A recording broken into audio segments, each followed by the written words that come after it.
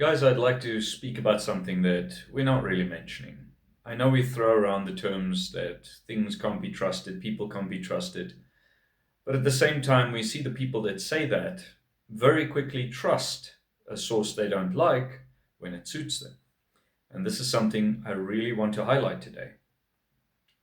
So, I would like to start off by saying let's start off with a few articles that you can go through and see for yourself right now what the news looked like years back, since let's say maybe 2050, all the way up to 2019, 2020, before lockdown, and how people were very anti government. How none of us trusted the government and none of us wanted to believe anything they put out there. No statistics, no words. We couldn't trust any of the politicians at all. In this country, not even close. So I would like to start off. We look at this, we go through all of these little clips and little articles, and you can see for yourself firsthand what I'm speaking of, which everybody was behind at one point or another.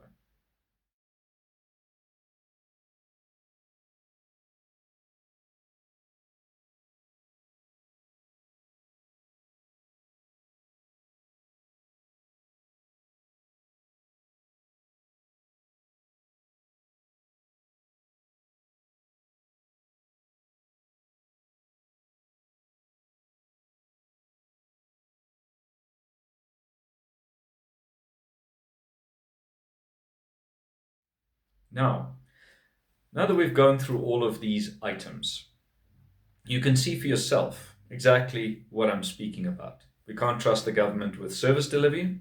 We can't trust them with statistics. We can't trust them to tell us the truth about what's really happening. A lot of people in the world were confused and thought we were in this wonderful situation with our government. But many knew the truth, and many spoke out and were silenced. And this is the topic of today, is that we need to understand that all of this is happening for a reason. The government plays games. All politicians with this government plays games. So when things are really bad, they quickly make it look like they're doing well and they're doing good, so that they don't look like the bad guys. So it looks like, oh, look, it's just a misunderstanding. This is teething problems. These are issues that we have to deal with. When in the meantime, we're facing all-out corruption and destruction of our country and our future. Now, again, I urge you, if you didn't look at the articles before, go look at them. Look at where they failed us on service delivery. Look at with the crime statistics, where they lie about crime statistics. The farm murders going through the roof, and it's been monitored for a long time. Domestic violence and crimes, gender-based violence, all of these things have been escalating. I mean, let's think about it. South Africa is literally the rape capital of the world, and one we don't like speaking on because it's very negative and very harsh, is the baby rape capital of the world. We have a country where we say these things are frowned upon, but they still continue in practice. And so many have become complacent and just say, this is crime, this is normal. The same hypocrites, and I'm speaking to all of you hypocrites out there, are the same people that when things don't go right in your rich neighborhoods or well-to-do neighborhoods, then you complain, then you go on, and then you just shout and scream at the top of your lungs, why is this the way it is? When you should have actually been caring what was happening in the country in the first place. Because the problem is a lot of people, especially white people, tend to say things like this or these. They would say, it's not my problem, and as long as it's not my problem, it's not an issue for me. Okay? Now that problem comes closer and closer to their door. They're the same people advocating for everything is fine, everything is right, until the problems hit them. And when these problems hit them, guess what? They either move to Cape or they immigrate. But they never ever speak about the truth. They never say why they're moving, they just move, better opportunities. And this is the problems we're facing. Now let's take a stark contrast and say that when it suits people, they will quickly say government is corrupt, South Africa is failing, nothing works, everything is wrong, corruption, crime, madness, rape, robberies, and race-based violence, all of this is real. They all go crazy about it when it's on their doorstep. Then they will want to issue, they want to, sorry, not issue, they want to raise the issues. They want to complain. As in plain Afrikaans, they want to kak and karren about everything. And this goes for everyone.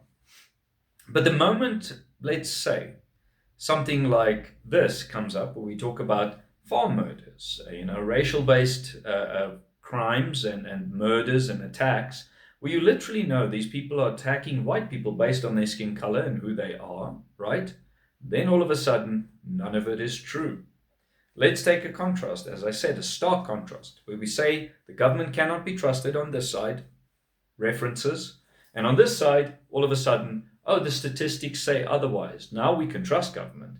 Look at all of this. All of a sudden, these people calling out for help are no longer viable because they're white. I mean, is that fair, guys? If you were an Indian family and you lived in an Indian community and you were attacked daily, like every day, being wiped out, you would surely raise your hands and say, please, we need help. They're literally saying because we're Indian people, we're bad, we're evil, we're this, we're that. And if somebody turned a blind eye to that, surely you would rise up and fight back. You would try to get it out into the media, wouldn't you? Let's think about this. How fair is it for everyone to say, we don't trust the government, we don't trust their statistics? And then on the other hand, when it suits us, because now it's a political narrative, all of a sudden, we're behind the very people that we said we couldn't trust. Before lockdown, I'll give you a very good example. How many people wanted to displace the ANC? How many people wanted to displace Ramaphosa? Think about it. How many people? Then when lockdown came, a bunch of you liberal-minded types, especially people who were complaining about him, all of a sudden said phrases like, and I quote, and I'd like to put it up here, a first world president in a third world country. And those were white people mainly calling and chanting for that. I wonder why. I wonder why when the narrative changes, all of a sudden you guys are on the side of the evil. And when I say evil, let me explain it to you. You guys are the first people to say these devils are bad. But the moment the devil gives you candy, all of a sudden you're on their side. This doesn't make sense for the normal person on the street, nor does it make sense to the reasonable person. Why is it when the devil gives you people candy, all of a sudden you're on their side? The same people that are causing the death of your wives, your children, your husbands, destroying your businesses, you're okay if they give you a little bit of candy in the form of money or sensationalism, anything that suits your narrative. Do you think that's fair, guys? Do you think it's fair for the families suffering out there of all races to go through this over and over again while you guys live a great life? You know, I want to mention something quickly. I believe that money is like water.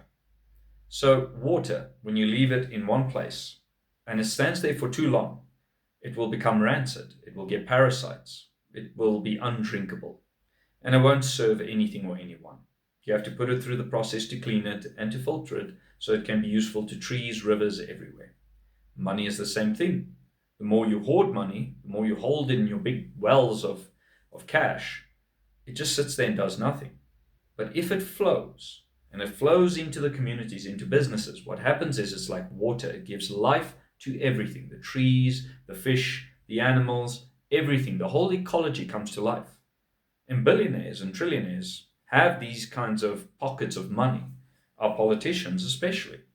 But do they allow that money, like water, to flow into the communities so we can uplift our country, keep businesses going? No.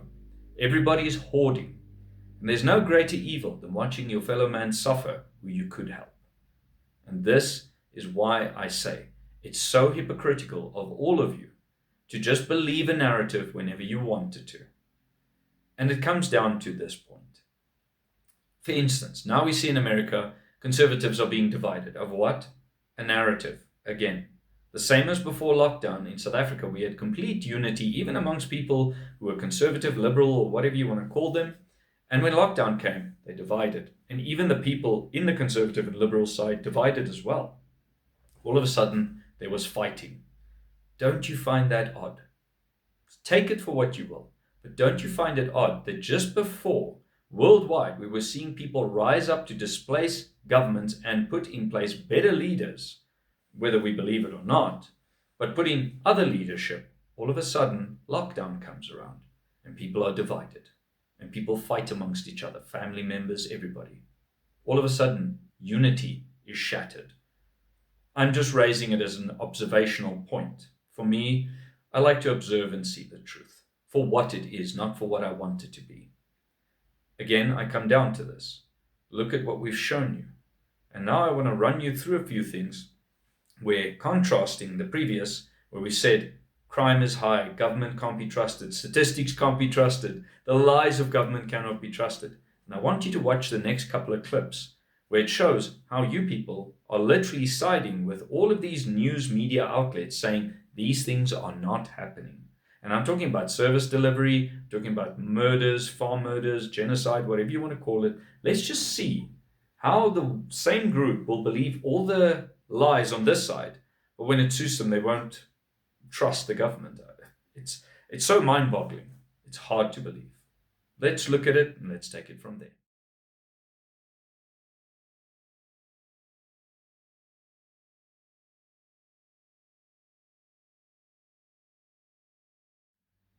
All right, guys. Now that we've had a look at this, let's also take a little bit of a time out, right? Let's sit and think about this. So if we are looking at the truth as it is, and we're looking at the lies as they are, we've got a problem. Because when is it that we will believe the truth for the truth and we will see the lies for what they are? Where's our unity? Where are our actual minds at this point in time in the world? I'll tell you where it is. We're being driven like slaves. Slaves that are willing to follow their masters. Whatever they feed us, whatever they tell us, we will do. Stalin proved this many years ago, that you can pluck the feathers out of a chicken and torture that chicken. But if you put it on the ground and give it feed, all of a sudden it will go on like nothing happened. And that's who you people are. You are the chickens being plucked, bled out. But the moment you get given some feed, the moment you get given some leeway or some form of happiness, you forgive your oppressors immediately. That's exactly where we are now in life. And there's nothing sadder than to see people throw away their freedom. For what? For madness? Just so that you can live your little life in peace while everyone else suffers? Don't you think that's insane? People, I'm saying this today because it's very important for all of us. If we want to survive the future, well, the present into the future, we are going to have to unite as people everywhere. We're going to have to stop the madness. We're going to have to stop the oppression. And we're going to have to stop calling everything racism. We're going to have to say, listen, if this group of people are trying to wipe out another group of people, we need to stop them. And yes, then we need to protect our countries and our people and get back to normality. And that goes for every country. Countries in Africa, white European countries, Asian countries. We need to find a place of peace, order, and understanding in ourselves so that we can understand what to do and what the right thing is to do for our people. I hope these videos make a little bit of sense to you guys.